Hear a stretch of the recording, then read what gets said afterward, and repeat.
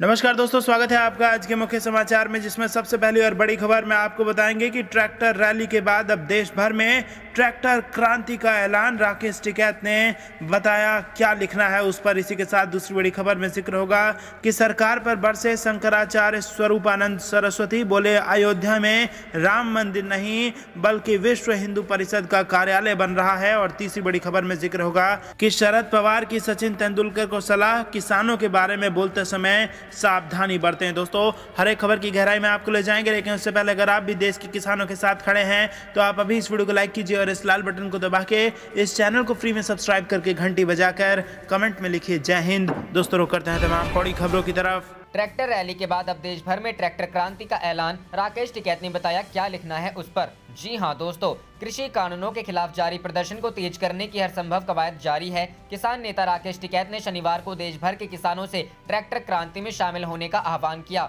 गाजीपुर प्रदर्शन स्थल पर बीकेयू नेता राकेश टिकैत ने समर्थकों को संबोधित करने के दौरान किसान समुदाय से संपर्क साधने की कोशिश की, जिनमें से अधिकतर खासकर दिल्ली एनसीआर के किसान 10 साल से अधिक पुराने ट्रैक्टर समेत डीजल से चलने वाली गाड़ियों पर प्रतिबंध के राष्ट्रीय हरित अधिकरण के फैसले से खफा हैं। भारतीय किसान यूनियन के नेता टिकैत ने कहा, जो ट्रैक्टर खेतों में चलते हैं वे अब दिल्ली में एनजीटी के दफ्तर में भी चलेंगे। हाल तक वे नहीं पूछते थे कि कौन सा वाहन 10 साल पुराना है, उनकी आखिर योजना क्या है। 10 साल से अधिक पुराने ट्रैक्टर को हटाना और कॉरपोरेट की मदद करना, लेकिन 10 साल से अधिक पुराने ट्रैक्टर चलेंगे और आंदोलन भी मजबूत करेंगे। टिकैत ने कहा कि विवादास्पद कृषि कानूनों को वापस लेने की मांग को लेकर चल रहे किसानों के आंदोलन में देश भर के अधिक से अधिक किसान भाग लेंगे। हाल ही में दिल्ली में 20,000 ट्रैक्टर थे। अगला लक्ष्य इस संख्या को 40 लाख करना है। उन्होंने ट्रैक्टर मालिकों से अपने वाहनों को ट्रैक्टर क्रांति से जोड़ने का आह्वान किया। टिकैत ने कहा, अपने ट्रैक्टर पर ट्रैक्टर क्रांति 2021 26 जनवरी लिखिए। आप जहां भी जाएंगे आपका सम्मान किया जाएगा। इससे पहले केंद्र के नए कृषि कानूनों को रद्द करने की मांग कर रहे किसान संगठनों के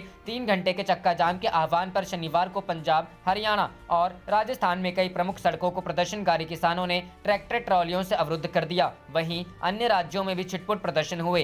संयुक्त किसान मोर्चा ने दावा किया, चक्का जाम को देशव्यापी समर्थन मिला, जिसने एक बार फिर साबित कर दिया है कि देश भर के किसान केंद्र के नए कृषि कानूनों के खिलाफ एकजुट हैं। रुख करते हैं अगली खबर की तरफ। सरकार पर बरसे शंकराचार्य स्वरूपानंद सरस्वती, बोले अयोध्या में राम मंदिर नहीं विहिप का कार्यालय बन रहा। जी हां दोस्तों, अयोध्या में भगवान श्री राम का मंदिर नहीं बन रहा है, बल्कि आने वाले दिनों में वहां विश्व हिंदू परिषद का कार्यालय बनेगा। मंदिर वो बनाते हैं जो राम को मानते हैं, उन्हें आराध्य मानते हैं, राम को महापुरुष नहीं मानते। यह बातें द्वारका शारदा पीठ के शंकराचार्य स्वामी स्वरूपानंद सरस्वती ने कही। स्वामी स्वरूपानंद सरस्वती माघ मेले में मौनी अमावस्या स्नान के लिए शनिवार शाम प्रयागराज पहुंच गए। मनकामेश्वर मंदिर में उन्होंने तमाम मुद्दों पर पत्रकारों से अनौपचारिक बातचीत में अपनी राय रखी। उन्होंने कहा कि भगवा पहन लेने मात्र से कोई सनातन धर्म को नहीं मानता। प्रयागराज में 2 महापुरुषों के साथ भगवान राम की मूर्ति रखी गई थी। भगवान राम महापुरुष नहीं भगवान है। शंकराचार्य स्वामी स्वरूपानंद ने श्री राम जन्मभूमि तीर्थ क्षेत्र ट्रस्ट के गठन पर भी सवाल उठाया। उन्होंने कहा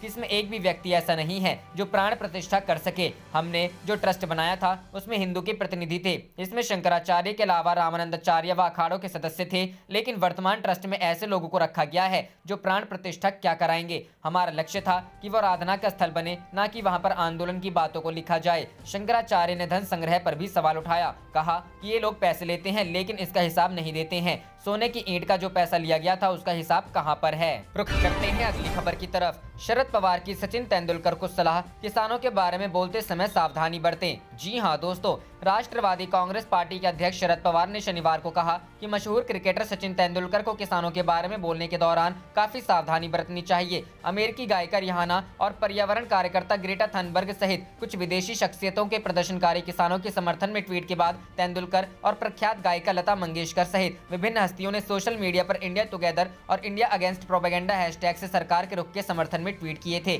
सचिन तेंदुलकर और लता मंगेशकर जैसी हस्तियों की ओर से किसान आंदोलन के संबंध में प्रतिक्रिया दिए जाने के सवाल पर शरद पवार ने कहा कि लोगों ने कड़ी प्रतिक्रिया दी थी। उन्होंने कहा, मैं सचिन तेंदुलकर को सुझाव दूंगा कि उन्हें अन्य क्षेत्रों से जुड़े मुद्दों पर बयान देने से पहले सावधानी बरतनी चाहिए। शरद पवार ने आरोप लगाया कि केंद्र सरकार किसानों को खालिस्तानी और आतंकवादी कहकर आंदोलन को बदनाम कर रही है। पूर्व केंद्रीय कृषि मंत्री ने कहा, ये प्रदर्शनकारी किसान हैं जो कि हमारे देश का पेट भरते हैं, इसलिए इन्हें खालिस्तानी या आतंकवादी कहना उचित नहीं है। रुख करते हैं अगली खबर की तरफ। ग्लेशियर फटने से हरिद्वार तक तबाही का खतरा, हाई अलर्ट जारी। सीएम मौके के लिए रवाना। जी हां दोस्तों, उत्तराखंड के जोशीमठ जिले में ग्लेशियर टूटने से हड़कंप मचा हुआ है। जानकारी के मुताबिक ग्लेशियर टूटने से भारी मात्रा में बारिश का पानी और मलबा आने से तपोवन स्थित बांध को भी नुकसान पहुंचा है, जिसके चलते निचले इलाकों में बड़ी तबाही का खतरा मंडराने लगा है। इसके चलते नदी के किनारे क्षेत्रों में रहने वाले लोगों को अलर्ट पर कर दिया गया है। सीएम त्रिवेंद्र सिंह रावत ने किनारे बसे लोगों को हटाने के निर्देश दिए हैं। सीएम त्रिवेंद्र सिंह रावत ने ट्वीट कर इसकी जानकारी दी है। चमोली के ऋणी गांव में ऋषिगंगा प्रोजेक्ट को भारी बारिश व अचानक पानी आने से क्षति की संभावना है। नदी में अचानक पानी आने से अलकनंदा के निचले क्षेत्रों में भी बाढ़ की संभावना है। तटीय क्षेत्रों में लोगों को अलर्ट किया गया है। नदी किनारे बसे लोगों को क्षेत्र से हटाया जा रहा है। सीएम मौके के लिए रवाना। सीएम त्रिवेंद्र सिंह रावत ने बताया, अलकनंदा के पास के इलाकों से लोगों को निकाला जा रहा है। एहतियात के तौर पर भागीरथी नदी के प्रवाह को रोक दिया गया है। अलकनंदा के पानी के प्रवाह को रोकने के लिए श्रीनगर बांध और ऋषिकेश बांध को खाली कर दिया गया है। एसडीआरएफ अलर्ट पर है। मैं मौके के लिए रवाना हो रहा हूं। रुख करते हैं अगली खबर की तरफ। यूपीएससी लेटरल एंट्री पर अखिलेश यादव का तंज, खुद को ठेके पर देकर भ्रमण पर निकल जाए बीजेपी सरकार। जी हां दोस्तों, समाजवादी पार्टी के राष्ट्रीय अध्यक्ष अखिलेश यादव ने बीजेपी पर निशाना साधा है। रविवार को अखिलेश यादव ने ट्वीट किया, भाजपा खुलेआम अपने को लाने के लिए पिछड़ा दरवाजा खोल रही है और जो अभ्यर्थी सालों साल मेहनत करते हैं उनका क्या। भाजपा सरकार अब खुद को भी ठेके पर देकर विश्व भ्रमण पर निकल जाए, वैसे भी उनसे देश नहीं संभल रहा है। दरअसल केंद्र सरकार ने विभिन्न सरकारी विभागों में संयुक्त सचिव और निदेशक जैसे प्रमुख पदों पर निजी क्षेत्र के विशेषज्ञों को लेटरल एंट्री यानी सीधे नियुक्त करने का फैसला किया है। लेटरल एंट्री भर्ती के लिए नोटिफिकेशन जारी किया गया है। कार्मिक मंत्रालय 2018 से सीधे नियुक्ति की प्रक्रिया के जरिए आवेदन आमंत्रित कर रहा है, लेकिन अब अखिलेश यादव ने केंद्र सरकार के इस फैसले पर सवाल उठाया है। अखिलेश ने आरोप लगाया कि इसके जरिए भाजपा अपने लोगों को खुलेआम ला रही है, लेकिन जो लोग सालों साल सिविल सर्विसेज की तैयारी करते हैं उनका क्या होगा। जानिए क्या है लेटरल एंट्री। केंद्र सरकार ने नौकरशाही में नई प्रतिभा लाने के मकसद से एक महत्वाकांक्षी कदम उठाया है। सीधे नियुक्ति का मतलब है कि प्राइवेट सेक्टर के विशेषज्ञों की सरकारी विभागों में उच्च पदों पर भर्ती। आमतौर पर संयुक्त सचिव और डायरेक्टर के पद के लिए संघ लोक सेवा आयोग परीक्षा का आयोजन करता है। सिविल सेवा परीक्षा और अन्य विभागों की ओर से आयोजित परीक्षाओं में चुने गए अधिकारियों को इन पदों पर नियुक्त किया जाता है। रुख करते हैं अगली खबर की तरफ। चक्का जाम के बाद राकेश टिकैत का केंद्र को अल्टीमेटम, 2 अक्टूबर तक धरने की चेतावनी। जी हां दोस्तों, कृषि कानून के विरोध में शनिवार को एक और किसान संगठनों ने देश भर में चक्का जाम का आह्वान किया था। वहीं दूसरी ओर गाजीपुर बॉर्डर पर भारतीय किसान यूनियन के राष्ट्रीय प्रवक्ता राकेश टिकैत ने किसानों को संबोधित किया। इस दौरान उन्होंने कुछ महत्वपूर्ण बातें कही, जिसमें पहले कि जब तक कानून वापसी नहीं, घर वापसी नहीं। दूसरा ये कि हम 2 अक्टूबर तक ऐसे ही विरोध प्रदर्शन करेंगे। टिकैत का सरकार को नया अल्टीमेटम। राकेश टिकैत ने कहा कि 2 अक्टूबर के बाद आगे का प्रोग्राम बनाएंगे। कृषि कानूनों को रद्द करने की मांग को लेकर दिल्ली की सीमाओं पर प्रदर्शन जारी है। किसानों का प्रदर्शन लंबा खिंच रहा है। ऐसे में टिकैत के बयान के अब कई मायने निकल रहे हैं। उन्होंने मंच से अन्य किसानों को साफ शब्दों में संदेश दिया है, हम यहां से तब तक नहीं उठेंगे जब तक कानून वापसी नहीं हो जाती है। हालांकि राकेश टिकैत इस बार वही कहते नजर आए हैं कि वो सरकार के साथ बातचीत करने को तैयार हैं। उन्होंने ये भी कहा, सरकार को जब ठीक लगे बात कर ले, हमारा मंच भी वही है और पंच भी वही है। राकेश टिकैत ने आगे एनजीटी पर निशाना साधते हुए कहा कि दिल्ली की सड़कों पर जिस दिन 4 लाख ट्रैक्टर चले, उस दौरान एनजीटी का ऑफिस नहीं दिखाई दिया। राकेश टिकैत ने कहा, हम दिखाना चाहते हैं कि जो ट्रैक्टर हमारे खेत में चलता है वह दिल्ली के एनजीटी के ऑफिस पर भी चलेगा। अब एनजीटी ने नहीं पूछा 10 साल पहले के ट्रैक्टर कौन से चल रहे थे, आखिर इनका प्लान क्या है। 10 साल पुराने ट्रैक्टर को बंद करो, उद्योगपतियों को फायदा दो। किसानों के मंच से राकेश टिकैत ने शनिवार को चक्का जाम खत्म होते ही सरकार के खिलाफ एक बार फिर आग उगली। उन्होंने कहा, 10 साल पुराना ट्रैक्टर भी चलेगा। दिल्ली की सड़कों पर 20 लाख आदमी थे। अगला टारगेट हमारा 40 लाख ट्रैक्टरों का है। गणतंत्र दिवस के दिन हुई हिंसा के बाद से दिल्ली की सीमाओं पर पुलिस ने भारी संख्या में पुलिस बल तैनात कर रखा है। हालांकि टिकैत ने इस बात का भी जिक्र किया है कि बॉर्डर पर पुलिस और जवानों का परिवार अपने बेटे की तस्वीर लेकर आंदोलन में बैठेगा। रुख करते हैं अगली खबर की तरफ। किसान आंदोलन। राकेश टिकैत ने हाथ जोड़कर जवानों से कहा, जय जवान जय किसान। बोले, आप भी हमारे भाई। जी हां दोस्तों, चक्का जाम के दौरान किसान नेता राकेश टिकैत का अनूठा रूप दिखाई पड़ा। गाजीपुर बॉर्डर पर आंदोलन कर रहे राकेश उन जवानों के आगे नतमस्तक हो गए जो उनका रास्ता रोकने के लिए तैनात किए गए हैं। राकेश ने हाथ जोड़कर कहा, जय जवान जय किसान। उनका कहना था कि आप सब हमारे भाई हैं। टिकैत ने कहा कि किसान और जवान देश की रीढ़ हैं। उनका कहना था कि किसान अपने हकों के लिए आंदोलन कर रहे हैं तो जवान अपनी ड्यूटी निभा रहे हैं। उनका किसी से कोई बैर नहीं है। ये जवान तो उनके अपने भाई हैं। उनकी कर्मनिष्ठा को वह शत शत नमन करते हैं। टिकैत का कहना था कि किसानों की मांग तो बीजेपी सरकार से है, जिसने तीन काले कानून संसद से पास करके रोटी को तिजोरी में बंद करने की कोशिश की है। उनका कहना था कि अपने हक के लिए बगैर किसान दिल्ली सीमा से किसी सूरत में अपने घर नहीं जाएंगे। फिलहाल राकेश किसान आंदोलन की धुरी बन चुके हैं। किसान परिवार से जन्म लेने वाले राकेश टिकैत कभी पुलिस में नौकरी भी कर चुके हैं, लिहाजा वह दोनों की स्थिति से अच्छी तरह से वाकिफ हैं। राकेश टिकैत को किसानों का साथ विरासत में मिला है। उनके पिता महेंद्र सिंह टिकैत भी किसान नेता ही थे। टिकैत 44 बार जेल जा चुके हैं। मध्य प्रदेश के भूमि अधिग्रहण कानून के खिलाफ आंदोलन के चलते राकेश टिकैत 39 दिनों तक जेल में रहे थे। किसानों के गन्ना मूल्य बढ़ाने के लिए भी उन्होंने संसद भवन के बाहर प्रदर्शन किया था, तब उन्हें तिहाड़ भेजा गया था। उस समय राकेश टिकैत ने संसद भवन के बाहर ही गन्ना जला दिया था। राकेश टिकैत LLB हैं। उन्हें 2014 में यूपी की अमरोहा सीट से राष्ट्रीय लोकदल के अध्यक्ष अजीत सिंह ने लोकसभा प्रत्याशी बनाया था। इसमें वह हार गए थे। राकेश टिकैत 1992 में पुलिस महकमे में कांस्टेबल के पद पर तैनात थे। 1993-94 में लाल किले पर पिता महेंद्र सिंह टिकैत के नेतृत्व में किसानों का आंदोलन चल रहा था तो उन्होंने भी इसमें हिस्सा लिया था। जब सरकार ने आंदोलन खत्म करने का दबाव बनाया तो ये भी अपनी पुलिस की नौकरी छोड़ किसानों के साथ खड़े हो गए थे।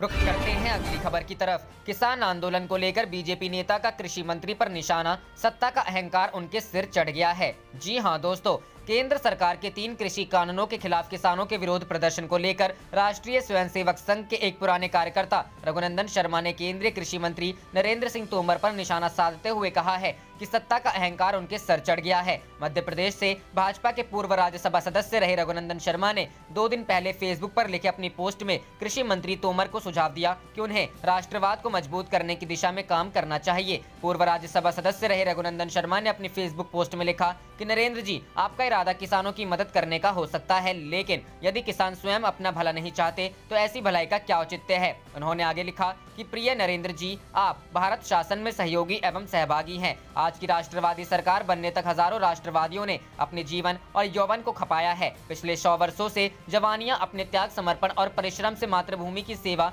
तथा राष्ट्रहित सर्वोपरि की विचारधारा के विस्तार में लगी हुई हैं। आपको यह भ्रम हो गया है कि आज आपको जो सत्ता के अधिकार प्राप्त हैं वे आपकी परिश्रम का फल हैं। सत्ता का मद जब चढ़ता है तो नदी, पहाड़ या वृक्ष की तरह दिखाई नहीं देता, वह अदृश्य होता है, जैसा कि अभी आपके सिर पर चढ़ गया है। आगे रघुनंदन शर्मा ने लिखा है कि आप प्राप्त दुर्लभ जनमत को क्यों खो रहे हो। कांग्रेस की सभी सड़ी गली नीतियां हम ही लागू करें, यह विचारधारा के हित में नहीं है। बूंद बूंद से घड़ा खाली होता है, जनमत के साथ भी यही है। आपकी सोच कृषकों के हित की हो सकती है, परंतु कोई स्वयं का भला नहीं होने देना चाहता तो भलाई का क्या औचित्य है। साथ ही उन्होंने लिखा कि आप राष्ट्रवाद को बलशाली बनाने में संवैधानिक शक्ति लगाओ, कहीं हमें बाद में पछताना ना पड़े। सोचता हूँ विचारधारा के भविष्य को सुरक्षित रखने का संकेत समझ गए होंगे। रुख करते हैं अगली खबर की तरफ। किसान आंदोलन लंबा खींचने से बढ़ रही है बीजेपी की चिंता, ये है वजह। जी हाँ दोस्तों, किसान आंदोलन लंबा खींचने से भारतीय जनता पार्टी की चिंता बढ़ने लगी है। हाईकोर्ट के आदेश के बाद अप्रैल में यूपी में पंचायत चुनाव कराने हैं।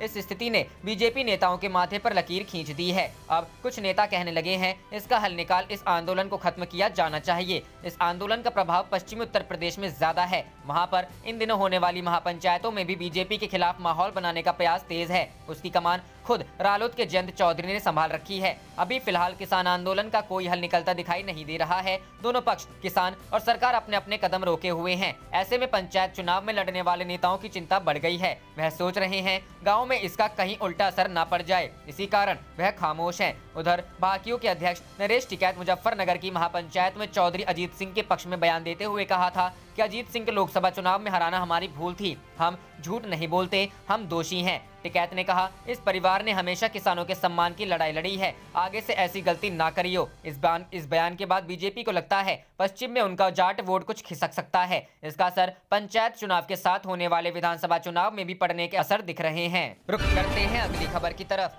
तमिलनाडु के नेताओं से बोले अखिलेश, किसानों की मांगे ना मानकर हठधर्मी कर रही केंद्र सरकार। जी हां दोस्तों, समाजवादी पार्टी के राष्ट्रीय अध्यक्ष अखिलेश यादव ने कहा कि किसानों की मांगे ना मानकर केंद्र की भाजपा सरकार हठधर्मी कर रही है। उन्होंने कहा कि भाजपा ने अपने और किसानों के बीच दीवार खड़ी कर लोकतंत्र की मूल भावना को ठेस पहुंचाई है। सरकार जनता के लिए होती है, जनहित की उपेक्षा करने वाली सरकार जनता की नहीं हो सकती है। अखिलेश ने शनिवार को यह बातें तमिलनाडु से आए नेताओं के समक्ष कही। सपा मुखिया से कई जिलों से आए कार्यकर्ताओं और युवाओं से भेंट की। उन्होंने सभी से सन 2022 की चुनावी तैयारियों में जुट जाने का आह्वान किया। इन चुनावों से भविष्य की राजनीति की दिशा तय होगी। भाजपा के षड्यंत्र से सावधान रहने की जरूरत है। उन्होंने कहा कि बेमौसम बरसात व ओलावृष्टि से गेहूं, सरसों और आलू की फसल को काफी नुकसान हुआ है। खेतों में खड़ी फसल चौपट हो गई है। किसानों को हुए नुकसान की भरपाई करने में भाजपा सरकार रुचि नहीं ले रही है। भाजपा सरकार को खेती की क्षतिपूर्ति करनी चाहिए। उन्होंने कहा कि जनता को भरमाने के लिए नए अभियान में भाजपा पदाधिकारी और मंत्री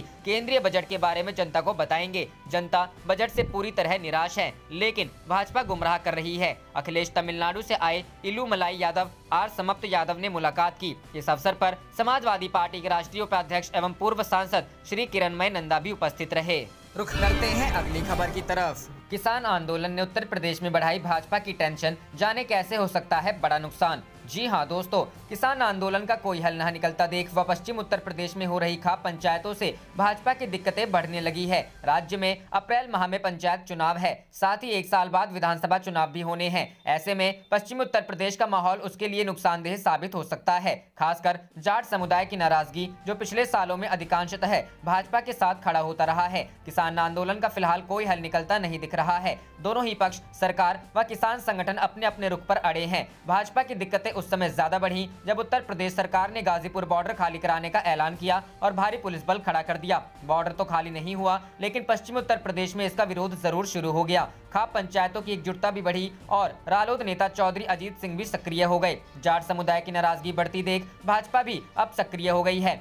पश्चिमी उत्तर प्रदेश के भाजपा नेताओं ने अपना संपर्क गांव-गांव तक बढ़ा दिया है। सूत्रों के अनुसार स्थानीय स्तर पर सह संगठन मंत्री करमवीर, पंकज सिंह व अन्य नेता लोगों को समझा रहे हैं यह सरकार किसानों के खिलाफ नहीं है। वह किसान कानूनों को लेकर भ्रम भी दूर करने की कोशिश कर रहे हैं। प्रदेश सरकार के मंत्री भी लोगों के बीच जाकर चौपालों पर लोगों से संवाद कर समझाने की कोशिश करेंगे। भाजपा की चिंता आगामी पंचायत चुनावों को लेकर ज्यादा है, जिसमें मौजूदा हालात को लेकर नुकसान हो सकता है। भाजपा के कई प्रमुख नेताओं, जिनमें उप मुख्यमंत्री केशव प्रसाद मौर्य भी शामिल हैं, जिनको पश्चिम बंगाल चुनाव की भी जिम्मेदारी दी हुई है। वह चुनाव भी अप्रैल में ही होने हैं। ऐसे में भाजपा की दिक्कतें बढ़ सकती हैं। साथ ही विरोधी दलों को अपनी जड़ें जमाने का मौका मिल सकता है, जिसका असर अगले साल होने वाले विधानसभा चुनाव पर भी पड़ सकता है। गौरतलब है कि पश्चिमी उत्तर प्रदेश में विधानसभा की 44 सीटें हैं, जिनमें लगभग 20 सीटों पर जाट समुदाय हार जीत तय करता है। पिछले विधानसभा चुनाव में भाजपा को राज्य में 41% वोट मिले थे, जिसमें पश्चिम उत्तर प्रदेश में उसे लगभग 44% वोट मिले थे। साथ ही इसका असर उत्तराखंड पर भी पड़ सकता है। वहां पर भी उत्तर प्रदेश के साथ विधानसभा चुनाव होने हैं। रुख करते हैं अगली खबर की तरफ। किसानों के समर्थन में राहुल का हमला, कहा तीनों कृषि विरोधी कानूनों से कुचले जाने के बाद अन्नदाता पर एक और वार। जी हां दोस्तों, राष्ट्रीय राजधानी की सीमाओं पर जारी किसान आंदोलन के बीच कांग्रेस नेता राहुल गांधी चीन को लेकर केंद्र सरकार की नीतियों और कृषि सुधार संबंधी कानूनों को लेकर लगातार उस पर हमला करते आ रहे हैं। अब राहुल ने बजट को लेकर केंद्र पर निशाना साधते हुए इसे मित्र केंद्रित बजट करार दिया। राहुल ने कहा कि इस बजट से किसानों को कोई आर्थिक मदद नहीं मिलेगी। उन्होंने शुक्रवार को एक ट्वीट करते हुए कहा, मोदी के मित्र केंद्रित बजट में किसान को पेट्रोल डीजल के ज्यादा दाम देने होंगे और कोई आर्थिक मदद भी नहीं मिलेगी। 3 कृषि विरोधी कानूनों से कुचले जाने के बाद देश के अन्नदाता पर एक और वार। इससे पहले कांग्रेस नेता राहुल गांधी ने दिल्ली की सीमाओं किसानों की प्रदर्शन स्थल के नजदीक कंटीले तार से घेरने को लेकर सरकार से सवाल किया था। उन्होंने कहा कि सरकार आंदोलनकारी किसानों के चलते किलेबंदी क्यों कर रही है, क्या ये किसानों से डरते हैं। उन्होंने बुधवार को एक प्रेस कॉन्फ्रेंस के दौरान कहा, किसान हिंदुस्तान की शक्ति है। केंद्र सरकार का काम किसानों से बात करना और उसका समाधान तलाशना है। आज दिल्ली किसानों से घिरी हुई है, क्यों आज दिल्ली को किलेबंदी में बदला जा रहा है। राहुल ने किसान आंदोलन को लेकर प्रधानमंत्री मोदी पर निशाना साधते हुए कहा, क्यों सरकार इस समस्या का समाधान नहीं कर रही है। प्रधानमंत्री कहते हैं कि ऑफर टेबल पर है कि 2 साल के लिए इसे रोका जा सकता है। इस समस्या का हल किया जाना चाहिए। मैं किसानों को अच्छी तरह जानता हूं, ये पीछे नहीं हटेंगे, सरकार को ही हटना पड़ेगा। कांग्रेस नेता ने कहा, किसानों को डराने धमकाने का सरकार का काम नहीं है। सरकार का काम किसानों से बात करके उसको सुलझाना है। सरकार किसानों से क्यों बात नहीं कर रही है, ये समस्या हमारे देश के लिए अच्छी नहीं है। किसान कहीं नहीं जा रहे हैं। बजट पर राहुल गांधी ने कहा, ये बजट 1% आबादी का बजट है। जनता के हाथ में पैसे देने की जरूरत है। चीन को लेकर सरकार क्या कर रही है। रुख करते हैं अगली खबर की तरफ। देश भर में किसानों का चक्का जाम, लाल किला, आईटीओ समेत कई मेट्रो स्टेशनों के दरवाजे बंद। 10 बड़ी बातें। जी हां दोस्तों, कृषि कानूनों के खिलाफ किसानों का आंदोलन जारी है। किसान संगठनों ने आज यानी शनिवार को चक्का जाम का ऐलान किया है। किसानों के चक्के जाम के मद्देनजर दिल्ली बॉर्डर पर सुरक्षा व्यवस्था कड़ी की गई है। 26 जनवरी को दिल्ली में हुई हिंसा के बाद पुलिस बिल्कुल भी ढिलाई बरतने की मूड में नहीं है। दिल्ली की 3 सीमाओं सिंघू बॉर्डर, टिकरी बॉर्डर और गाजीपुर बॉर्डर, जहां किसान प्रदर्शन कर रहे हैं, पुलिस ने कई लेयर की सुरक्षा व्यवस्था कर रखी है। किसान संगठनों का चक्का जाम दोपहर 12 बजे से 3 बजे चलेगा। दिल्ली के अलावा उत्तर प्रदेश और उत्तराखंड में भी चक्का जाम नहीं होगा। किसान आंदोलन के बीच दिल्ली, उत्तर प्रदेश और उत्तराखंड को छोड़कर अन्नदाताओं ने शनिवार को बाकी समूचे भारत में राजमार्गों को जाम करना शुरू कर दिया है। किसानों ने पलवल हाईवे को बंद कर दिया है। किसानों के आज के चक्का जाम को लेकर दिल्ली पुलिस हाई अलर्ट पर है। सड़कों पर जगह जगह सुरक्षा बढ़ाई गई है। दिल्ली में किसानों के चक्का जाम नहीं करने के ऐलान के बावजूद दिल्ली के सभी बॉर्डर पर भी पहले के मुकाबले ज्यादा सुरक्षा व्यवस्था की गई है। किसान नेता मनजीत सिंह राय ने शनिवार को कहा कि हमारा चक्का जाम शुरू हो गया है। पंजाब में राज्य सरकार की सड़कें बंद होने लगी हैं। दिल्ली में हमारा कोई चक्का जाम नहीं है। आप देख रहे थे आपका अपना चैनल जय हिंद जय भारत।